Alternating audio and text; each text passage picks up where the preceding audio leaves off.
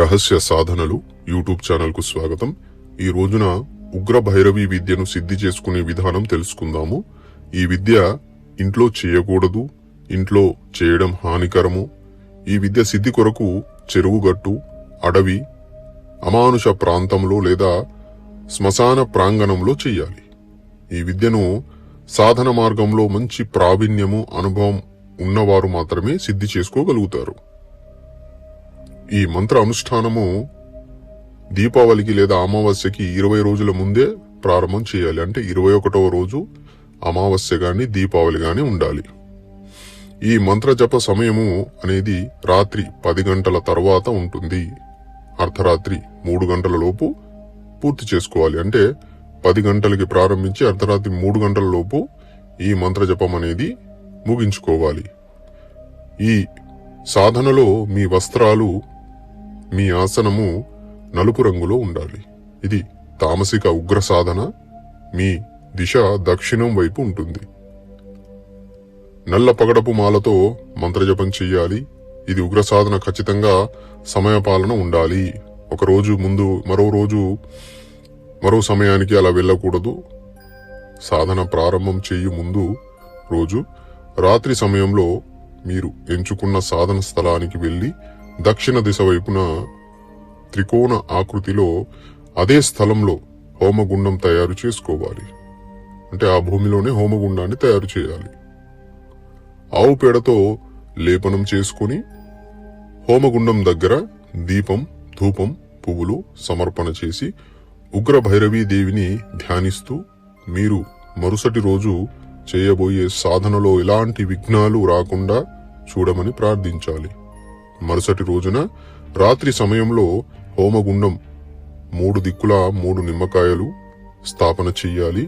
ఆ నిమ్మకాయలకు పసుపు, కుంకుమ, లవంగాలను పైన అలంకరణగా పెట్టి అక్షింతలు చల్లాలి పైనుంచి.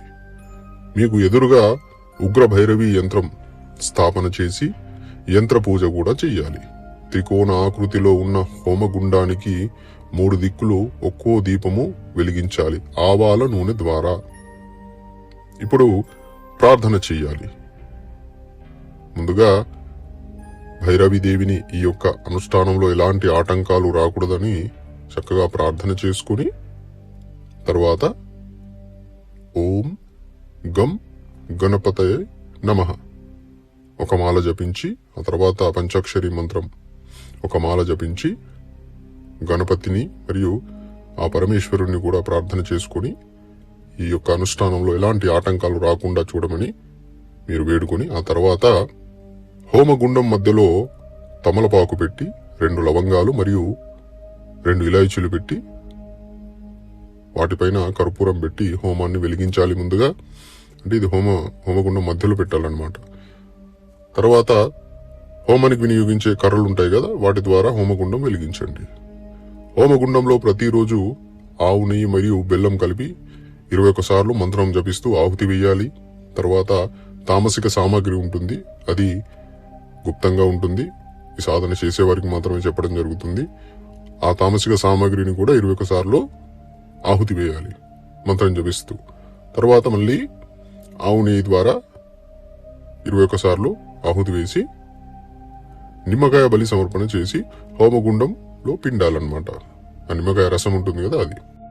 ఈ ప్రకారంగా రోజు హోమం చేసి రోజు ఒక మాల జపం చేసి ఇంటికి వెళ్ళాలన్నమాట. ఈ జపం అయిపోయిన తర్వాత మీరు వెనక్కి తిరిగి చూడకుండా ఇంటికి వెళ్లి పడుకోవాలి నేలపైనే. బ్రహ్మచర్యం పాటిస్తూ ఇలా 21 రోజుల వరకు చేసి ఆఖరి రోజున గుప్త పద్ధతి ద్వారా గోప్యమైన సామాగ్రిని సమర్పణ చేసి సాధన సంపూర్ణం చేసుకోవాలి. ఆఖరి రోజు మీరు ప్రయోగించే సామాగ్రి కూడా గుప్తంగా పెట్టడం జరిగింది. ఎందుకంటే ఇది ఉగ్ర సాధన కాబట్టి ఖచ్చితంగా సంపూర్ణంగా తెలుసుకొని చెయ్యాలి. ఇది గురు సాన్నిధ్యంలోనే చెయ్యాలి. ఈ సాధన సిద్ధి కలిగితే ఫలితంగా మీకు వశీకరణము, శత్రు మారణ ప్రయోగాలు, సర్వ షట్కర్మలు చాలా వేగంగా చేయగలుగుతారు. దాంతోపాటుగా భిన్నమైన కట్లతో ఎవరైతే సమస్యలు ఎదుర్కొంటున్నారో, అంటే కట్టు మంత్రాల ద్వారా ఎవరైతే సమస్యలు ఎదుర్కొంటున్నారో ఆ కట్లన్నీ కూడా ఈ మంత్ర విద్య ద్వారా తెంచవచ్చు. మరియు సర్వకార్యాలు కూడా చేయవచ్చు. మంత్ర ప్రయోగం ద్వారా చాలా వేగవంతంగా పనిచేసే విద్య ఇది. ఈ సాధన ఆధ్వర్యంలో చేయాలి అనుకునేవారు మమ్మల్ని సంప్రదించండి.